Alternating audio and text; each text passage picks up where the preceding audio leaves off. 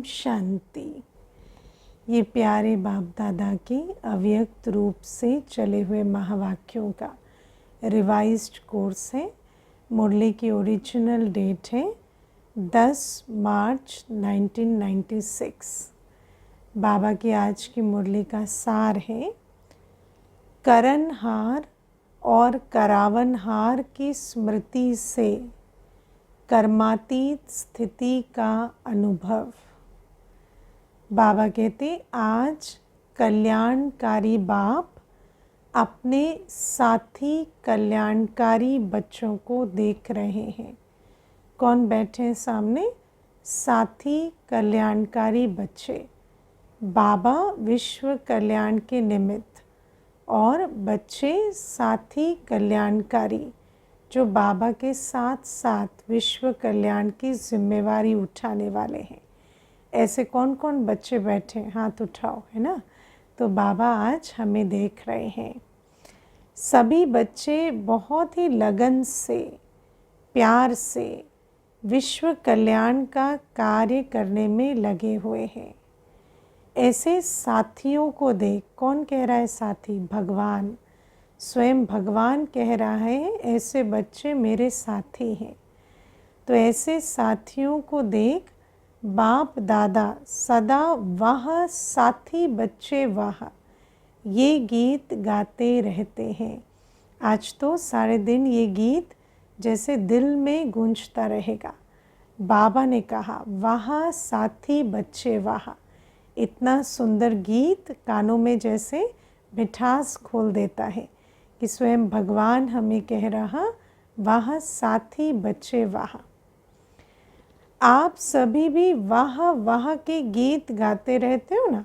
हम भी वाह वाह के गीत गाते हैं कि ऐसा बाप, ऐसा सर्वशक्तिवान बाप आकर हमें साथी बनाने लायक बनाते हैं, साथी बनने लायक बनाते हैं। आज बाप दादा ने चारों ओर के सेवा की गति देखी, है ना। साथी बच्चे क्या कर रहे हैं? सेवा कर रहे हैं। विश्व कल्याण के अर्थ तो साथी बच्चों की गति देख रहे हैं, सेवा की।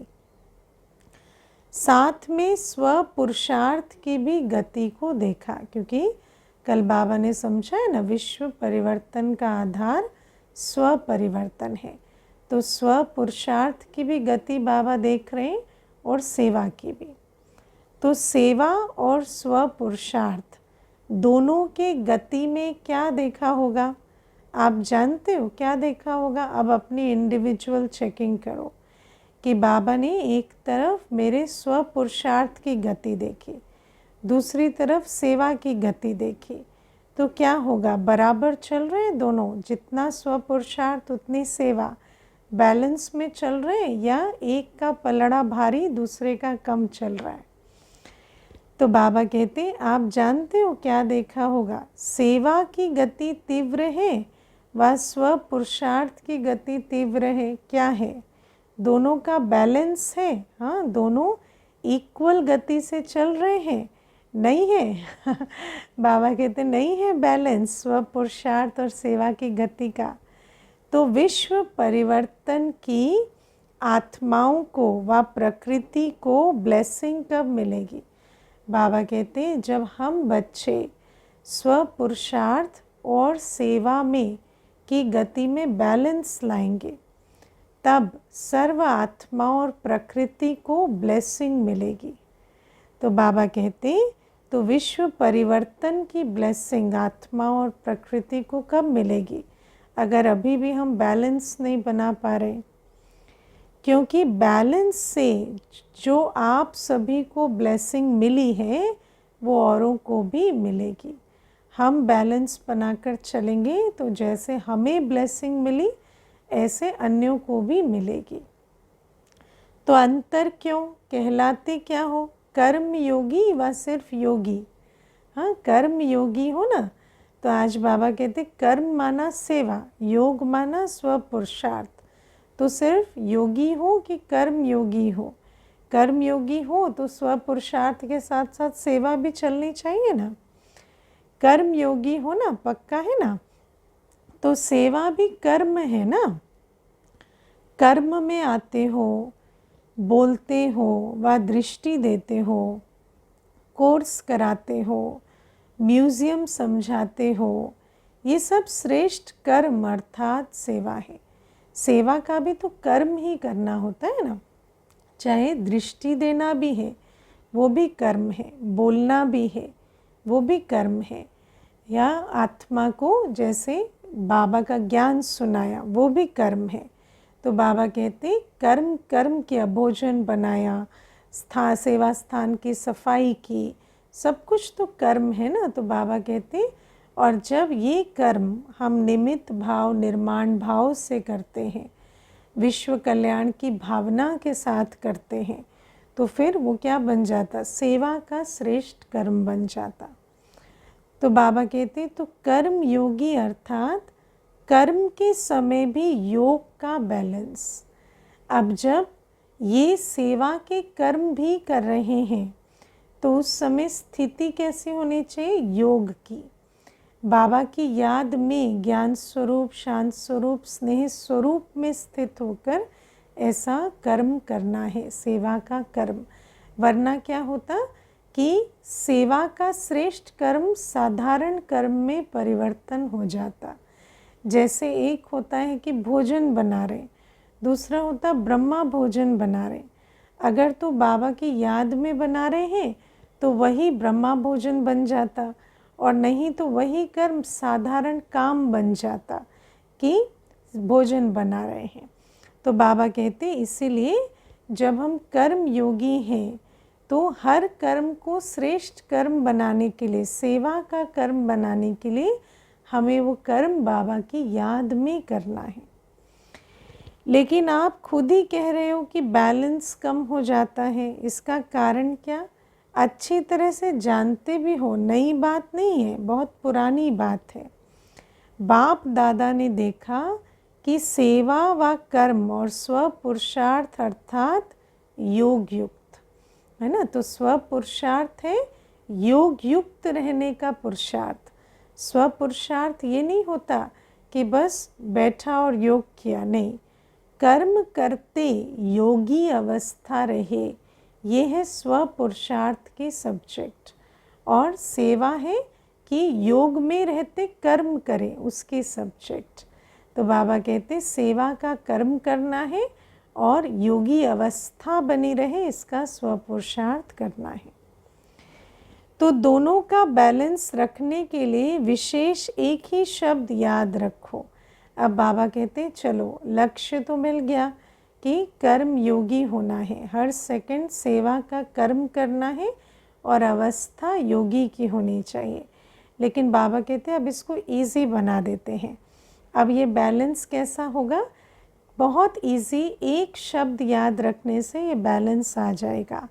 वो शब्द कौन सा है कि बाप करावनहार है और मैं आत्मा, मैं फलानी नहीं, ऐसे नहीं मैं फलानी बहन, फलाना भाई या अपना नाम याद करें, नहीं, मैं आत्मा करनहार हूँ। करावनहार की भी ठीक स्मृति रहे और करनहार भी दिखाई दे कि मैं आत्मा कर रही हूँ और बाबा करा रहा है, और फिर मैं आत्मा कर्मेंद्रियों से करा रही हूँ। तो बाबा कहते तो करन करावनहार, ये एक शब्द आपका बैलेंस बहुत सहज बनाएगा।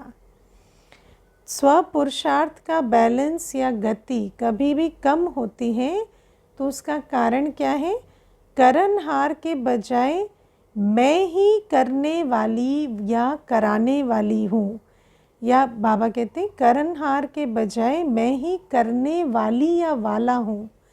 करनहार के बजाय अपने को करावनहार समझ लेते हैं, है ना, मैंपन आ जाता है कि मैं करा रहा हूँ। लेकिन बाबा कहते बाबा को भूल जाते हैं कि किसकी शक्ति, किसकी समझ, किसके बल से कर रहे हैं, किसके सकाश से कर रहे हैं, किसकी प्रेरणा से कर रहे हैं। तो बाबा कहते बाबा का स्नेह, सकाश, शक्ति, बल, प्रेरणा सब भूल जाती है। तो बाबा कहते मैंपन आ जाता है, यही भूल होती है कि मैं करने वाला हूँ। लेकिन बाबा कहते करावनहार, कराने वाले को जो हमें समझ दे रहे हैं, विधि सिखा रहे हैं, शक्ति दे रहे हैं, है ना, डायरेक्शन दे रहे हैं, बल भर रहे हैं, उसको भूल जाते। तो यही भूल होती है। तो बाबा कहते मैं कर रहा हूँ, जो भी जिस प्रकार की भी माया आती है उसका गेट कौन सा है? माया का सबसे अच्छा सहज गेट जानते तो हो ही ना, मैं, है ना। तो मैं के गेट से माया आ जाती है। तो ये गेट अभी पूरा बंद नहीं किया है, अभी भी समझ नहीं रहे हैं कि मैं नहीं कर रहा हूँ। मुझे शक्ति देने वाला, समझ देने वाला, मुझे मत देकर चलाने वाला बाबा बैठा है, और बाबा को भूल जाने से माया प्रवेश कर जाती है। ऐसा बंद करते हो जो माया सहज ही खोल लेती है और आ जाती है। अगर करनहार हूँ तो कराने वाला अवश्य याद आएगा। समझना है, मैं करनहार हूँ, मैं इंस्ट्रूमेंट हूँ। किसका इंस्ट्रूमेंट? वो सदा याद रहना चाहिए। कर रही हूँ, कर रहा हूँ, लेकिन कराने वाला बाप है।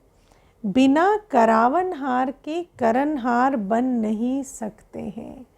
तो इसलिए बाबा कहते इंस्ट्रूमेंट समझने के लिए, करनहार समझने के लिए करावनहार की स्मृति आवश्यक है। बाबा कहते ना, सेवा माना निमित्त भाव, निर्माण भाव। लेकिन जब तक बाबा याद नहीं तो निमित्त भाव, निर्माण भाव कहाँ से आएगा? डबल रूप से करावनहार की स्मृति चाहिए।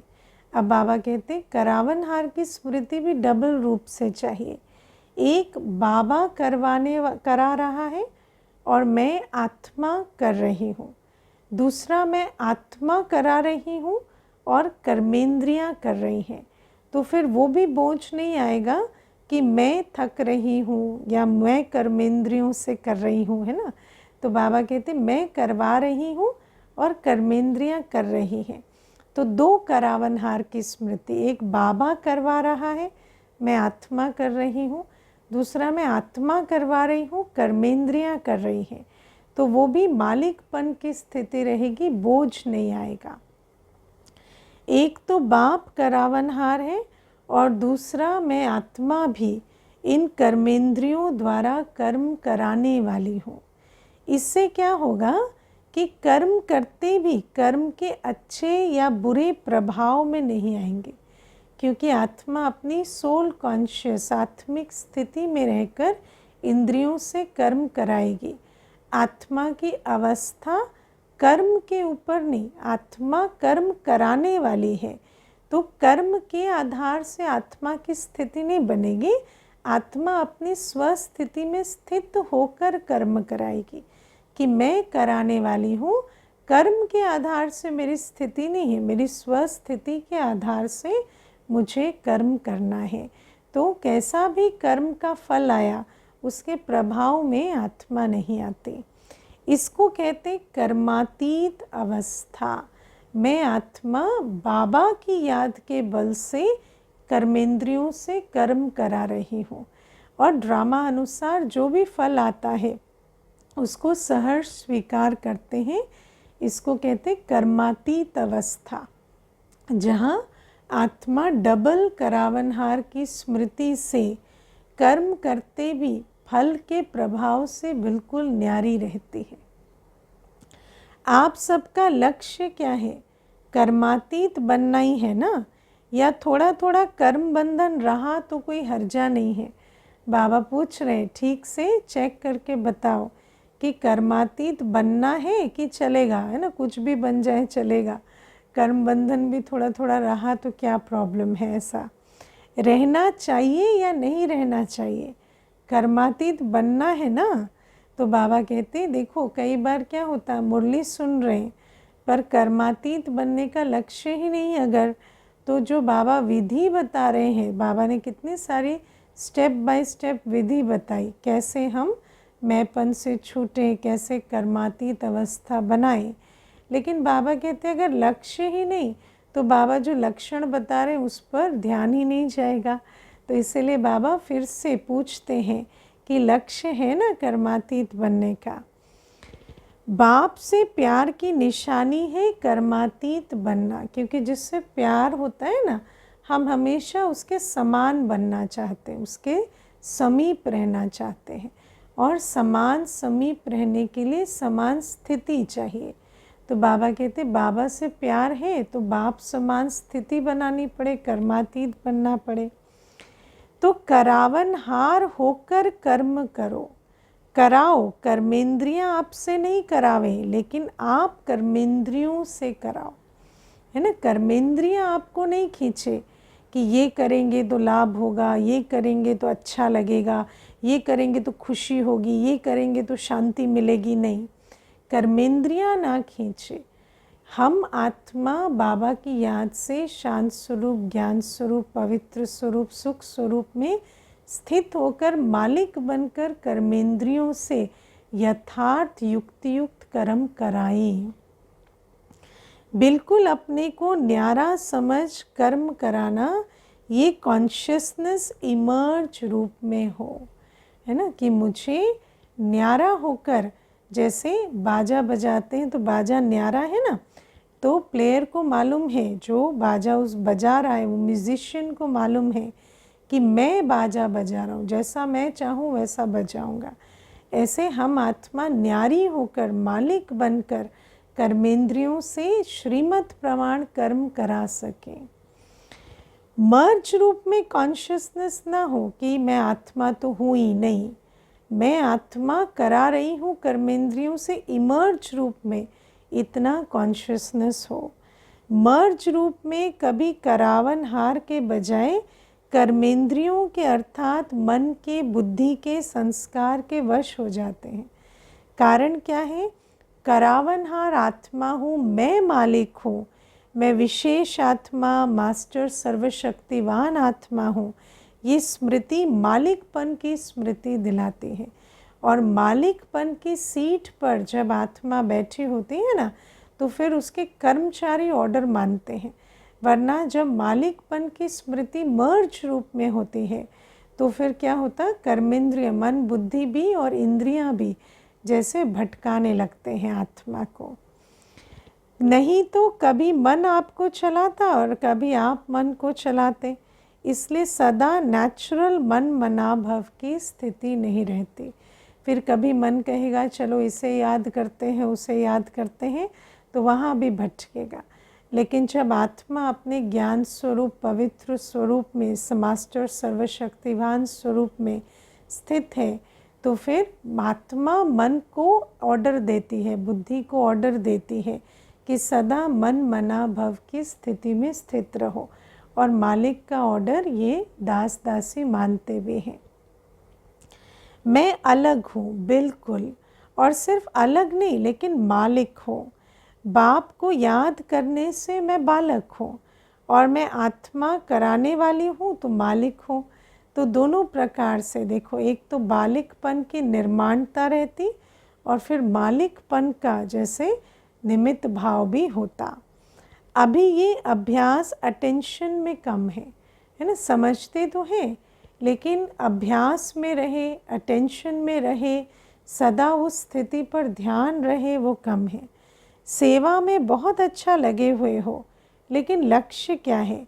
सेवाधारी बनने का व कर्मातीत बनने का, है ना। तो बाबा कहते कि भले यात्रा करनी पड़ती है लक्ष्य तक पहुंचने के लिए, सेवा विधि है, लेकिन सिद्धि क्या चाहिए? कर्मातीत बनने की। तो फिर विधि भी विधिवत होनी चाहिए। सेवा करते भी जब सेवा भाव ठीक रहे, है ना, पोजीशन में स्थित होकर सेवा करें, डबल करावनहार की स्मृति में रहकर सेवा करें, तब ये जो कर्मातीत स्थिति का लक्ष्य है वहाँ तक पहुँचेंगे। कि दोनों साथ साथ बनेंगे, ये अभ्यास पक्का है ना। अभी अभी थोड़े समय के लिए ये अभ्यास कर सकते हो, कर सकते हो। बिल्कुल आत्मा न्यारी मालिकपन की स्थिति में स्थित हो जाए, बालक सो मालिक।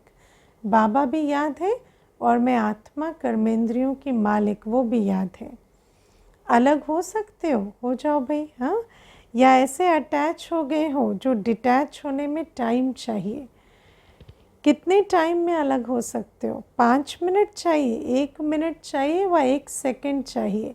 अपने आप आज चेक करना ड्रिल करके कि कितना सेकंड लगता है मुझे बालक सो मालिक स्थिति में स्थित होने के लिए।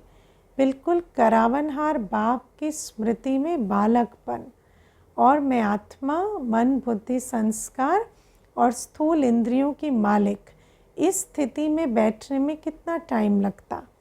1 सेकंड में हो सकते हो? आज चेक करना। और जब तक 1 सेकंड में स्थित ना हो जाए, अभ्यास करते रहना। पांडव 1 सेकंड में एकदम अलग हो सकते हो? अलग होना माना कोई भी एक संकल्प भी ना खींचे, एकदम उस अवस्था में टिक जाए। आत्मा अलग मालिक और कर्मेंद्रियां कर्मचारी अलग। ये अभ्यास जब चाहो तब होना चाहिए। अच्छा, अभी अभी 1 सेकंड में न्यारे और बाप के प्यारे बन जाओ सभी।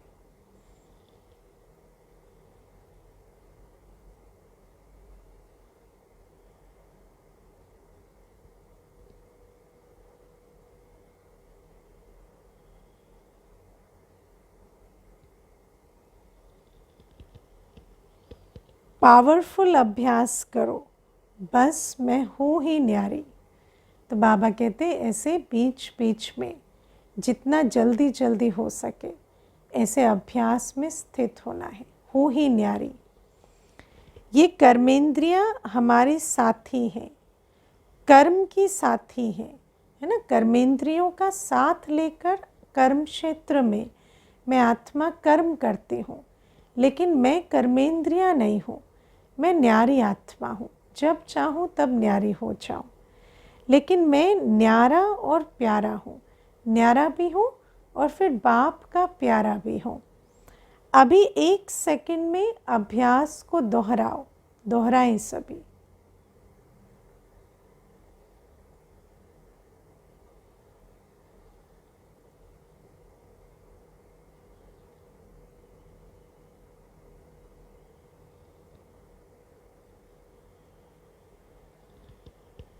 ड्रिल करा रहे बाबा, है ना। सहज लगता है या मुश्किल है?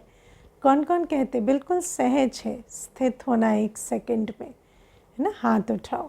तो सहज लगता है तो मुबारक है, लेकिन इसमें एक बात और चेक करना। न्यारा होना तो सहज है, न्यारा और प्यारा, लेकिन हो तो गए, पर कितनी देर उस अवस्था में टिक पाते हैं? क्योंकि कई बार ऐसे होता कि स्विच ऑन जल्दी होता लेकिन स्विच ऑफ भी हो जाता। लेकिन बाबा कहते स्विच अपने हाथ में होना चाहिए। स्विच ऑन जल्दी हुआ तो ऑफ भी जब चाहे तब हो। सहज है तो सारे दिन में कर्म के समय ये स्मृति इमर्ज करो, तो कर्मातीत स्थिति का अनुभव सहज करेंगे। क्योंकि सेवा व कर्म को छोड़ सकते हो छोड़ सकते हैं क्या? नहीं, कर्म क्षेत्र में तो कर्म नहीं छोड़ सकते। बाकी वो कर्म बंधन में डालने वाला होगा, या सेवा के भान से किया तो फिर कर्मातीत बनाने वाला होगा, वो अपनी चॉइस है।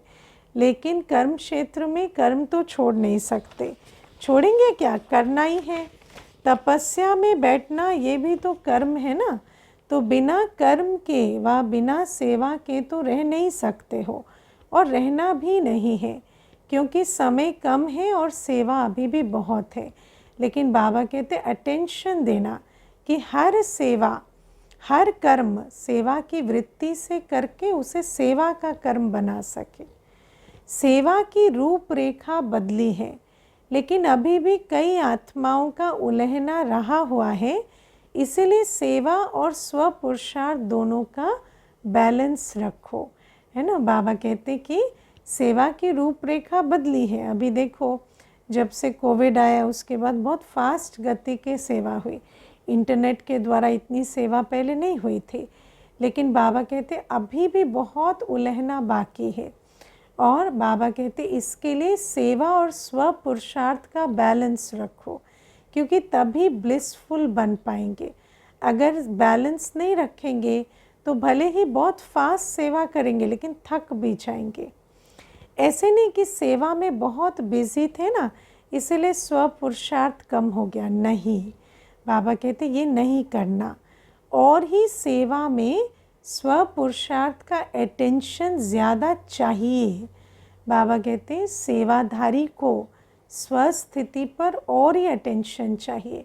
स्व पुरुषार्थ से अपनी योगी अवस्था से, जैसे कि स्वस्थिति बहुत ऊंची रहे, ये बनाना उसके लिए ज़रूरी है। क्यों?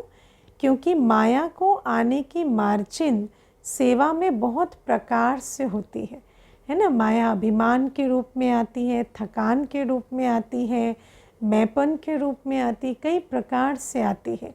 इसलिए बाबा कहते सेवाधारी के लिए तो स्व पुरुषार्थ पर अटेंशन देना और भी ज़्यादा ज़रूरी है। नाम सेवा है लेकिन होता है स्वार्थ, क्योंकि कहीं ना कहीं अपनी ईगो को फीड करने के लिए सेवा करते हैं।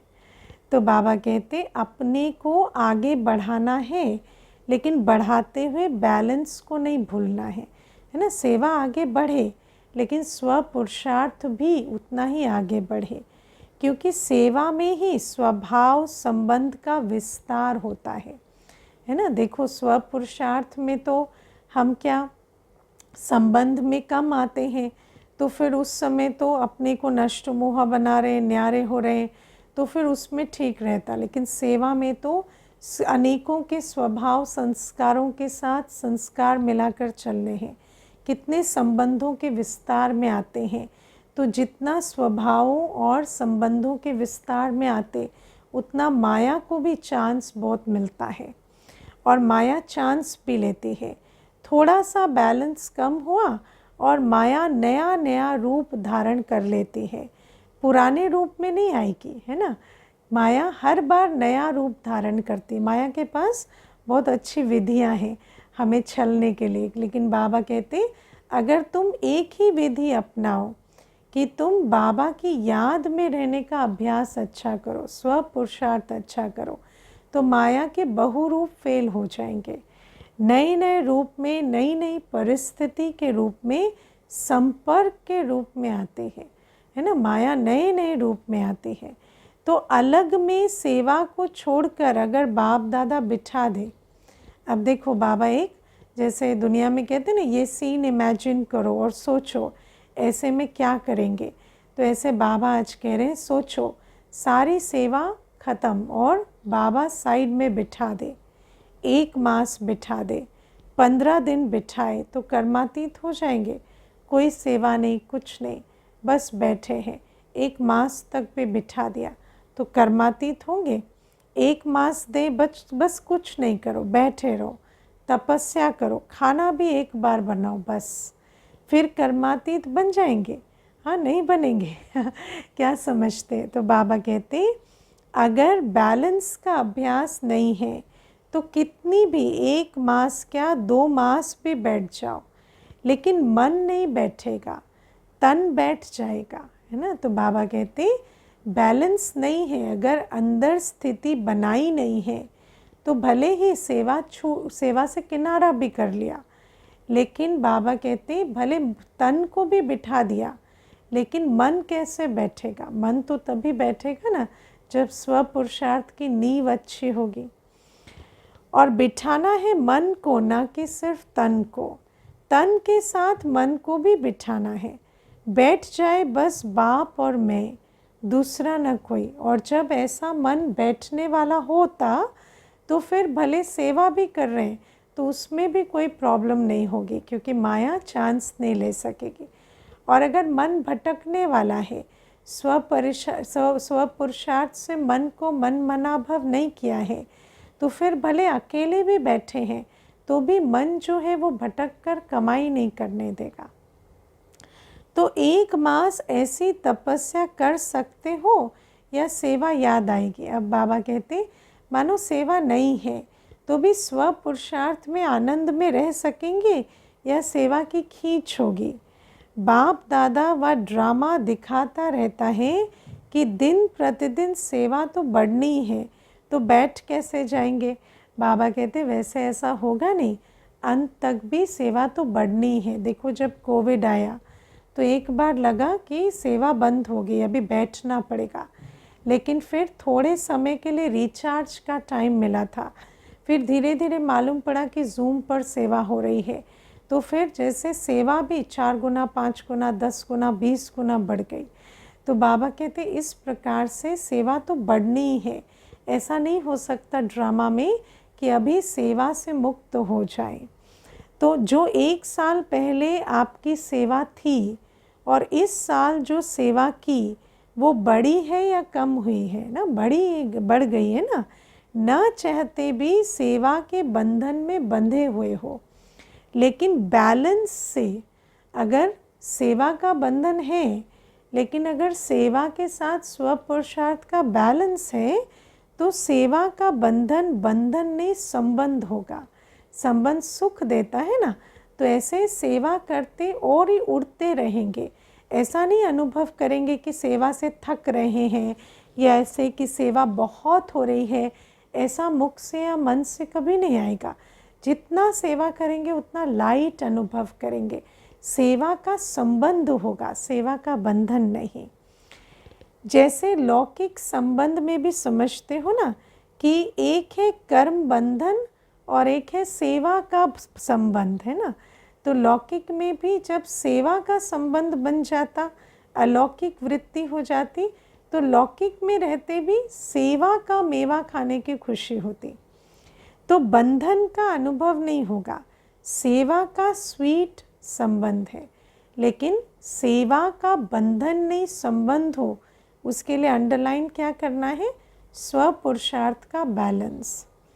तो क्या अटेंशन देंगे, सेवा और स्वपुरुषार्थ का बैलेंस। सेवा के अति में नहीं जाओ, बैलेंस बनाओ, है ना। सेवा के अति में नहीं जाओ माना भले ही सेवा हाथों से कर रहे, हाथ काट दे दिल याद दे, लेकिन जो मन है, वो जो दिल है, वो बाबा के साथ लगी हो। तो अति में नहीं जाओ। ऐसा नहीं मन बुद्धि आँख कान नाक सब सेवा में डूबे हुए, नहीं। कुछ ना कुछ मन बुद्धि को फ्री रखो कि बाबा की याद में स्थित हो। कुछ ना कुछ अपनी दिनचर्या में भी टाइम टेबल बनाओ, स्व पुरुषार्थ के लिए, स्व अध्ययन के लिए, याद की यात्रा के लिए अपना समय ज़रूर निकालना है। समय भी संकल्प भी, दोनों को कहीं ना कहीं स्व पुरुषार्थ के लिए भी थोड़ा फ्री रखो। तो बाबा कहते हैं सेवा के अति में नहीं जाओ, बस मेरे कोई करनी है, मैं ही कर सकता हूँ, नहीं, इतना ईगो में नहीं आना है ना। सेवा तो बाबा करा रहा है, इतना मैं करके भारी नहीं होना। ये होता है सेवा की अति।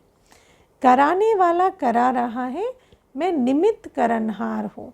हाथों से सेवा कर रहे हैं, बाकी दिल से तो बाबा की दुआएं, बाबा का प्यार, बाबा की शक्ति का अनुभव कर रहे हैं। तो जिम्मेवारी होते भी थकावट कम होगी, है ना। दादी को देखा ना, प्रकाश मणि दादी जी, कितनी सेवा, पूरे यज्ञ की जिम्मेवारी, लेकिन कभी थकावट का अनुभव नहीं। क्यों? क्योंकि ये डबल करावनहार की स्मृति में रहते। कई बच्चे कहते बहुत सेवा की है ना तो थक गए हैं, माथा भारी हो गया है। तो माथा भारी नहीं होगा बाबा कहते ऐसी सेवा नहीं करनी, माथा भारी वाली नहीं, विधिवत सेवा करनी है। और ही करावनहार बाप आपको बहुत अच्छा मसाज करेगा। ऐसा लगेगा जैसे बाबा कहते हैं ना, द्रौपदी के पाँव दबा दिए, तो बाबा कहते हैं ऐसा लगेगा जैसे बाबा तो मसाज दे रहे हैं। और माथा और ही फ्रेश हो जाता है ना। सेवा जितनी सेवा करेंगे, रात को सोने जाएंगे भी तो बिल्कुल फ्रेश फील करेंगे, थकावट नहीं होगी, एनर्जी एक्स्ट्रा आएगी। और आत्मा में एनर्जी आई तो शरीर में प्रभाव ऑटोमेटिकली पड़ता है। आत्मा में एनर्जी आई तो शरीर में भी बहुत फ्रेश, और जैसे थकावट का नाम नहीं, ऐसा फील होगा। अनुभवी भी हो ना, सभी अनुभवी हो। ऐसा तो नहीं है कि अनुभव नहीं है, सबको अनुभव है। सेवा करते हैं, सेवा की वृत्ति से करते हैं, बाबा की याद में करते हैं, तो सेवा जैसे तन मन दोनों को रिचार्ज कर देती है। बाबा कहते अनुभवी भी हो, कभी कभी तो अनुभव होता है, फिर चलते चलते लाइन बदली हो जाती है। जिस ट्रैक पे चल रहे थे ना विधि के, उससे उतर जाते हैं। फिर ऐसे मैंपन की सेवा शुरू हो जाती है और पता नहीं पड़ता है ना, क्योंकि अटेंशन ना दो तो कुछ भी पता ना पड़े। आज आप देखो अटेंशन नहीं देते तो कलयुग, घोर कलयुग कब बन गया पता ही नहीं पड़ा। जब कोई उदासी, थकावट या माथा भारी होता है ना, फिर होश आता है। क्या हुआ है ना, कहेंगे जब बात आत्मा से शरीर में आ चुकी है ना, मन में आई, स्थिति खराब हुई, कुछ पता नहीं चला। जब बिल्कुल शरीर भी उसके प्रभाव में आ गया है, थकावट हो गई है, दर्द होने लगा है, तब होश आता है ऐसा क्यों फील हो रहा है। तो बाबा कहते क्या हुआ, क्यों हुआ, ऐसे करेंगे। लेकिन सिर्फ एक शब्द करनहार और करावनहार याद करो, मुश्किल है या सहज है, बोलो हाँ जी, है ना। तो बाबा कहते बस ये एक शब्द भूलने के कारण सारा माथा भारी होता, थकावट होती, तो हाँ जी बोलो, कि हाँ जी बोलो सभी, है ना, हाँ जी बाबा, ये एक शब्द करावनहार और करनहार याद रखेंगे। अच्छा, अभी 9 लाख प्रजा बनाई है, अब बाबा रिपोर्ट कार्ड ले रहे हैं ना। 9 लाख प्रजा तैयार कर ली, हाँ, कहाँ जाएंगे, राजधानी में कहाँ बैठेंगे अगर 9 लाख प्रजा नहीं बनाई। विदेश में कितने बने हैं, बाबा पूछते 9 लाख बने हैं, और भारत में बने हैं, नहीं बने हैं। हाँ, तो आप भी समाप्ति के कांटे को आगे नहीं बढ़ने दे रहे हो। बाबा कहते आप ही ने समाप्ति के कांटे को रोक रखा है। और वैसे भी चारों तरफ देखो, विनाश की सामग्री बनाने वाले भी पूरा बनाकर तैयार करके बैठे हैं। प्रकृति भी बिल्कुल जैसे तैयार बैठी है कि अभी जैसे पांचों तत्व तूफान ले आए। लेकिन बाबा कहते बस आप ही हो जो बन नहीं रहे, तो समाप्ति का कांटा जो है वो पूरा नहीं हो रहा। तो बाबा कहते बैलेंस रखो, डायमंड जुबली है ना, तो खूब सेवा करो, लेकिन बैलेंस रख कर सेवा करो तो प्रजा जल्दी बनेगी, टाइम नहीं लगेगा, है ना। प्रजा बनती क्यों नहीं, क्योंकि थोड़े दिन प्रजा बनाते फिर थक जाते हैं। लेकिन बाबा कहते हैं निरंतर सेवा करके फास्ट गति से कार्य संपन्न कर सके, उसके लिए सेवा और स्वपुरुषार्थ का बैलेंस रखो। तो बाबा कहते प्रकृति भी बहुत थक गई है, आत्माएं भी निराश हो गई हैं, तो सब इंतज़ार किसका कर रहे हैं कि कब हमारे ये होवनहार देवी देवता तैयार हो तो हम भी फाइनल खेल खेल कर और समाप्ति लाएं। और जब निराश होते हैं तो किसको याद करते हैं, भगवान बाप को याद करते हैं। लेकिन उसका पूरा परिचय ना होने के कारण आप देवी देवताओं को ज़्यादा याद करते हैं, है ना। तो निराश आत्माओं की पुकार आपको सुनने में नहीं आती है ना। देखो कोई अगर दरवाजे पर इंतज़ार कर रहा हो और बार बार पुकार आओ जल्दी आओ, तो अंदर फील होता है ना कि जल्दी जाना है। तो ये जो निराश आत्माएं, जो आत्माएं प्रकृति सब निराश हुए पड़े हैं, अब ये पुकार रहे हैं कि आप तैयार हो तो हमें भी मुक्ति मिले। तो बाबा कहते ऐसे निराश आत्माओं की पुकार नहीं सुनाई देती, आती है कि अपने में ही मस्त हो।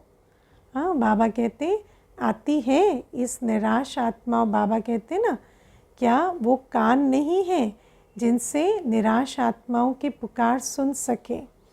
मर्सीफुल हो ना, बाप को भी क्या कहते हैं, मर्सीफुल। और सब धर्म वाले मर्सी ज़रूर मांगते हैं, सुख नहीं मांगेंगे, लेकिन मर्सी सबको चाहिए। तो बाबा कहते हैं बाप तो मर्सीफुल है, आप बच्चे मर्सीफुल नहीं हो क्या। रहम नहीं जागता कि ऐसी आत्माओं को भी अब ठिकाना मिल जाना चाहिए, तो हम जल्दी जल्दी तैयार हो जाएं। तो कौन देने वाला है, आप देने वाले हो ना। बाबा कहते विश्व में सारी आत्माएं, चाहे कोई किसी भी धर्म के हो, वो हम बच्चों से मर्सी मांग रहे हैं, क्योंकि बाप को नहीं जानते तो हमें ही पुकार रहे हैं। तो बाबा कहते तो देने वाले तैयार नहीं है क्या। बाबा कहते आप देने वाले हो या लेने वाले हो, लेकर देने वाले हो ना, तो देना है, अब मर्सी का एक्ट करना है। ऐसा हमारा चलन होनी चाहिए कि पता चले ये रहम दिल है, इनको अभी उन आत्माओं की फिक्रात हुई है कि इनको भी जल्दी ठिकाने पे भेजना है। दाता के बच्चे हो ना, तो अपने भाई बहनों के ऊपर रहम दिल बनो, और रहम दिल बन सेवा करेंगे तो उसमें निमित्त भाव स्वतः ही होगा। किसी पर भी चाहे कितना भी बुरा हो, लेकिन आप अगर आपको उस आत्मा के प्रति रहम है तो आपको उसके प्रति कभी भी घृणा व ईर्ष्या या क्रोध की भावना नहीं आएगी, है ना, क्योंकि रहम की भावना के अंदर ये सारी भावनाएं मर्ज हो जाती हैं। जहाँ रहम नहीं है वहाँ ये सारी भावनाएं माया का द्वार बनती हैं, चाहे घृणा, चाहे ईर्ष्या, चाहे क्रोध। लेकिन जहाँ रहम है ये सारी भावनाएं मर्ज हो जाती। तो बाबा कहते हैं अपनी रहम दिल की सीट पर भी बैठो, हम मास्टर दाता रहम दिल आत्मा हैं। रहम की भावना सहज निमित्त भाव इमर्ज कर देती है कि बाबा, ये आत्माएं जो बाबा से चाह रही हैं वो देने के हम निमित्त हैं। तो भले ही हम आत्मा हद में भी होंगे, लेकिन ये रहम की भावना हमें बेहद का रहम दिल बना देती, और हमारे अंदर ये जो निमित्त भाव आता उससे हम अपनी ऊंची स्थिति में स्थित होकर इनको वो दे पाते जो ये बाप से चाहते हैं। हम अपनी हद की सारे स्वभाव संस्कारों को मर्ज कर पाते। मतलब का रहम नहीं, सच्चा रहम, है ना। कई बार होता है मोह, लेकिन ऊपर से कहेंगे रहम है तो वो हुआ मतलब का रहम। मतलब का रहम भी होता है, किसी आत्मा के प्रति अगर अंदर लगाव होता है और समझते हैं रहम पड़ रहा है ना, ऐसा भी होता है कि अंदर लगाव है और लगाव के कारण उसकी केयर कर रहे हैं, उसको स्वीकार कर रहे हैं, उसके सारे नाज नखरे भी सह रहे हैं, उसकी कमी कमज़ोरी भी नहीं देख रहे। तो निशानियाँ वही है कि उसके प्रति न घृणा है, न ईर्ष्या है, न क्रोध है, लेकिन वास्तव में वो रहम दिली के कारण नहीं है, मोह के कारण है। ऐसा भी होता है। देखो माया को कितना समझना पड़ता है ना। तो वो हुआ मतलब का रहम, सच्चा रहम नहीं। सच्चे रहम में कोई लगाव नहीं, कोई देह भान नहीं, आत्मा आत्मा पर रहम कर रही है। देह अभिमान व देह के किसी भी आकर्षण का नाम निशान नहीं। कोई का लगाव बॉडी से होता है, कोई का लगाव गुणों से, विशेषता से भी होता है। कई बार इसीलिए उस आत्मा की बात को जैसे स्वीकार कर लेते हैं या कोई और भाव इमर्ज नहीं होता, क्योंकि उसकी किसी विशेषता या गुण का प्रभाव हो गया है। लेकिन बाबा कहते वो प्रभाव में नहीं आना है, हम आत्मा सच्चे रहम दिल बने। लेकिन विशेषता व गुण देने वाला कौन है? बाबा कहते विशेषता को तो देख रहे हो, लेकिन विशेषता व गुण देने वाले को देखो। बाबा कहते ना, रचना को देखकर इम्प्रेस नहीं होना, प्रभाव में नहीं आना। रचना को देखकर रचयिता को याद करना है। आत्मा तो फिर भी कितनी भी बड़ी हो, लेकिन बाप से तो लेवता है ना, लेने वाली है। आत्मा तो रचना ही है ना, रचता तो नहीं है, अपना नहीं है, बाप ने दिया है। तो क्यों नहीं डायरेक्ट दाता से लो। तो किसी भी आत्मा के ये बॉडी कॉन्शियसनेस में भी प्रभाव में नहीं आना, किसी की गुण विशेषता पर भी प्रभावित नहीं होना, क्योंकि वो गुण विशेषता भी बाप की दी हुई है। इसलिए कहा कि स्वार्थ का रहम नहीं। कई बच्चे ऐसे नाज नखरे दिखाते हैं, होगा स्वार्थ, और कहेंगे मुझे रहम पड़ता है ना। किसी से इम्प्रेस हुए पड़े हैं, आकर्षित हुए पड़े हैं, किसी में मोह फंसा है, और कहेंगे हम तो रहम दिल है ना, हमसे देखा नहीं जाता। लेकिन वास्तव में बाबा कहते रहम दिल अच्छा है, रहम दिल होना बहुत अच्छा है, लेकिन चेक करना है सच्चा रहम दिल है या ऐसा जो स्वार्थ वाला रहम है। और कुछ भी नहीं, सिर्फ रहम है कहेंगे, लेकिन चेक करो निस्वार्थ रहम है, लगाव मुक्त रहम है, कोई अल्पकाल की प्राप्ति के कारण तो रहम नहीं है कि ये गुणवान मुझे गुणवान बना दे, ये विशेषता मुझे दे दे, इस प्रकार का तो रहम नहीं है। क्योंकि कई बार ऐसा होता है कि किसी के प्रति बहुत रहम दिली से चल रहे हैं, लेकिन इसलिए क्योंकि उस आत्मा से कोई प्राप्ति की आस है या उसके प्रति कोई आकर्षण है।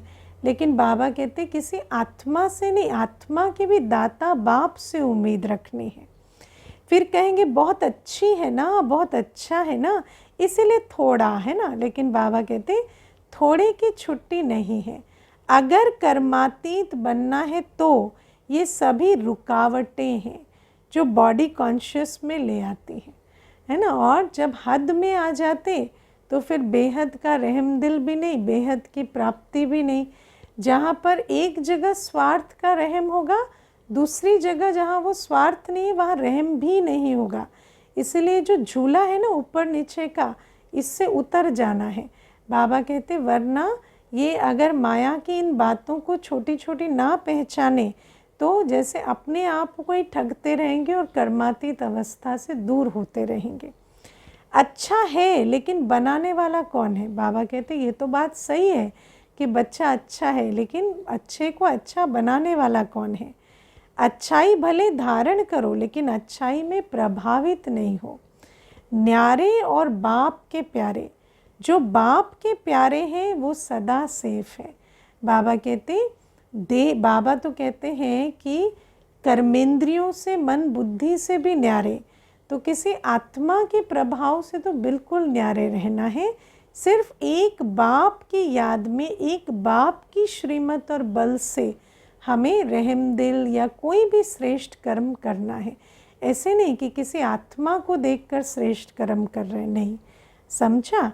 अगर सेवा को बढ़ाते हो और बढ़ाना ही है तो स्थापना को भी नज़दीक लाना है या नहीं? कौन लाएगा? बाप लाएगा। सभी लाएंगे ना, साथी है ना। बाबा ने आज हम बच्चों को साथी का टाइटल दिया है ना। लेकिन बाप भी कुछ नहीं कर सकता सिवाय आप साथी बच्चों के। देखो आज बाबा कहते वैसे तो बाप सब कुछ कर सकता है, लेकिन बाप भी प्यार में बंधायमान है, तो इसीलिए और बाबा नियमों में भी बंधायमान है, क्योंकि जो करेगा सो पाएगा। तो बाबा कहते मैं करन करावनहार हूँ, नियम यही कहता है मैं तुम्हारे द्वारा करवाऊँगा। तो मैं अकेला कर सकता हूँ पर नहीं कर सकता, तुम साथी बच्चों के द्वारा ही करता। देखो बाप को अगर समझाना भी है तो भी शरीर का साथ लेना पड़ता है ना। देखो नियम में बाबा भी बंधा हुआ है। बाबा ऐसा नहीं कि आकाश से वाणी कर दे, बाबा को भी शरीर का आधार लेना पड़ता है। बिना शरीर के साथ के बोल सकता है क्या? चाहे पुरानी गाड़ी हो चाहे अच्छी हो, लेकिन आधार तो लेना पड़ता है। बाबा कहते चलो मेरा जो ड्रामा है उसमें कोई नई गाड़ी या नया शरीर नहीं है जिसको मैं निमित्त बनाऊंगा, लेकिन बाबा कहते पुरानी ही सही, लेकिन गाड़ी का आधार तो लेना पड़ता है। बिना आधार के कर नहीं सकता। ब्रह्मा बाप का साथ लिया ना, तभी तो आप ब्राह्मण बने। ब्रह्मा कुमार कहते हो, शिव कुमार नहीं कहते हो, क्योंकि निराकार बाप को भी साकार का आधार लेना ही है। जैसे साकार ब्रह्मा का आधार लिया, अभी भी ब्रह्मा के अव्यक्त फरिश्ते के रूप में आधार लेने के बिना आपकी पालना नहीं कर सकते, है ना। बाबा कहते अभी भी जो गुलजार दादी के तन में भी बाप दादा का अवतरण होता, तो बाबा कभी अकेले नहीं आते, फरिश्ता ब्रह्मा बाबा के साथ आते। तो बाबा कहते कि चाहे साकार में लिया चाहे आकार रूप में लिया, लेकिन आत्मा का आधार साथ लेना ही पड़ता है। वैसे तो ऑलमाइटी अथॉरिटी है। जब जादूगर विनाशी खेल में, बाबा कहते विनाशी खेल सेकंड में दिखा सकते हैं। हाँ, बाबा का भी टाइटल क्या है? जादूगर। तो बाबा कहते दुनिया में भी जादूगर सेकंड में खेल दिखा सकते हैं, तो क्या ऑलमाइटी अथॉरिटी जो चाहे वो नहीं कर सकता? क्या कर सकता है? कर सकता है। अभी अभी विनाश को ला सकता है, अकेला ला सकता है, अकेला नहीं कर सकता। बाबा कहते नियम नहीं है, कर तो सकता है पर नियम नहीं है। चाहे कर सकता है लेकिन नहीं कर सकता। बाबा कहते वैसे तो कर सकता है क्योंकि ऑलमाइटी अथॉरिटी है, लेकिन नहीं कर सकता क्योंकि नियम नहीं है। जादू की लकड़ी नहीं घुमा सकता है क्या? लेकिन बाप कहते हैं कि राज्य अधिकारी कौन बनेगा, क्योंकि नियम है, जो करेगा सो पाएगा। तो बाबा कहते हैं मैं अकेला करूँगा तो फिर मुझे ही राज्य करने आना पड़ेगा। बाप बनेगा क्या? आप बनेंगे ना, तो स्थापना तो कर लें, विनाश भी कर लें, लेकिन राज्य कौन करेगा? बिना आपके काम चलेगा नहीं। इसीलिए बाप को आप सभी को कर्मातीत बनाना ही है, इसीलिए बाप हमारे द्वारा कराते हैं। बनना ही है ना कि बाप ज़बरदस्ती बनाए। अब बता दो भाई, बनेंगे प्यार से कि ज़बरदस्ती बनना है? ज़बरदस्ती बनना है। जितने कारण देते रहते हैं ना सारे दिन, इसके कारण नहीं बनते, उसके कारण, वो सारे कारण ख़त्म करके ज़बरदस्ती भी बना सकते हैं। बाप को बनाना है और आप सबको बनना ही है। यह है स्वीट ड्रामा। ड्रामा अच्छा लगता है ना? हाँ, ड्रामा अच्छा लगता है। बाबा कहते हैं बाबा को ड्रामा प्रिय है तो बच्चों को भी होना चाहिए। कि कभी कभी तंग हो जाते हो, ये क्या बना, ये बदलना चाहिए, सोचते हो ऐसा ड्रामा बदलना चाहिए, ऐसी सोच किस किस को चलती है? हाँ, इसका मतलब स्वस्थिति में स्थित नहीं रहते, साक्षी होकर नहीं देखते, इसीलिए ड्रामा को बदलने की सोचते हैं। बाप भी कहते बना बनाया ड्रामा है, ये बदल नहीं सकता, रिपीट होना है लेकिन बदल नहीं सकता। ड्रामा में इस आपके अंतिम जन्म को पावर्स हैं, ये तो डायमंड एज है, इसमें क्यों बदलना है? ये बदलना है कि हम शिव बाबा के कल्प कल्प बनेंगे, ऐसा ड्रामा कौन बदलना चाहता है ड्रामा। लेकिन ड्रामा में इस श्रेष्ठ ब्राह्मण जन्म में बहुत है, बहुत ही पावर्स मिली हुई है। बाबा कहते हम बच्चों का ड्रामा तो अच्छे थे अच्छा है, क्योंकि श्रेष्ठ ब्राह्मण जन्म में हमें जो मिला है वो तो किसी को नहीं मिला। ऐसा पावरफुल जन्म, ऐसा प्राप्ति वाला जन्म है। बाप ने विल किया है, इसलिए विल पावर है ना। बाबा ने हमें सबसे बड़ी पावर क्या दी? Will power. बाबा ने अपनी सारी विरासत हमें दे दी, ज्ञान गुण शक्ति की, जिससे विल पावर आई आत्मा में। तो कौन सा शब्द याद रखेंगे? करण करावन हार। पक्का या प्लेन में जाते जाते भूल जाएंगे? भूलना नहीं, बाबा कहते। अभी फिर से अपने को शरीर के बंधन से न्यारा, कर्मातीत स्टेज, कर्म करा रहे हैं लेकिन न्यारा देख रहे हैं, बात कर रहे हैं लेकिन न्यारा, मालिक और बाप द्वारा निमित्त आत्मा हो। इस स्मृति में फिर से मन और बुद्धि को स्थित करो। करो भाई सभी।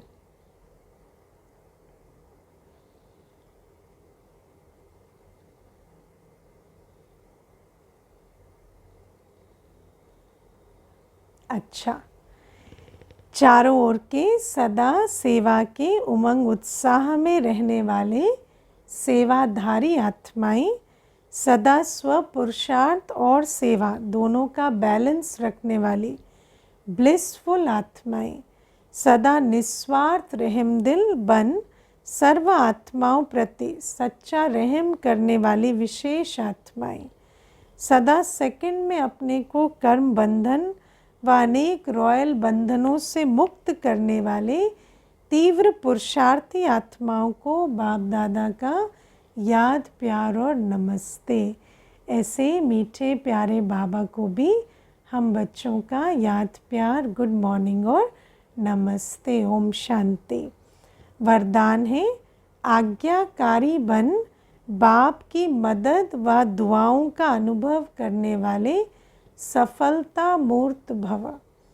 बाबा कहते बाप की आज्ञा है मुझ एक को याद करो। एक बाप ही संसार है, इससे दिल में सिवाय बाप के और कुछ भी समाया हुआ ना हो। एक मत, एक बल, एक भरोसा। जहाँ एक है वहाँ हर कार्य में सफलता है, क्योंकि वो एक एक नहीं है, वो तो हजार भुजाओं वाला सर्वशक्तिवान है। उनके लिए कोई भी परिस्थिति को पार करना सहज है। आज्ञा पालन करने वाले बच्चों को बाप की दुआएं मिलती हैं। कौन सी आज्ञा? कि मुझ एक को याद करो। इसलिए मुश्किल भी सहज हो जाता है। स्लोगन है, नए ब्राह्मण जीवन की स्मृति में रहो तो कोई भी पुराना संस्कार इमर्ज नहीं हो सकता। देखो, जन्म जीवन कितनी बड़ी चीज़ है। एक आत्मा एक शरीर छोड़ती है, दूसरा जन्म लेती है, तो उसको पिछला जन्म का कुछ भी याद नहीं रहता। ऐसे बाबा कहते हैं, अपने पुराने जन्म समझो। बाबा के बनने से पहले क्या था? पुराना जन्म, और ये है नया जन्म। तो इस पुराने जन्म को भूल जाओ। अभी नया जन्म में नया पिता, नया नाम, नया लक्ष्य, नया स्वरूप, नया गुण, नया संबंध, सब कुछ पता चला। तो बाबा कहते इस नए जन्म नए जीवन की स्मृति में रहें तो फिर वो जो पुराने संस्कार स्वभाव हैं वो कभी भी इमर्ज नहीं होंगे, स्मृति से समर्थी आ जाएगी। अच्छा, ओम शांति।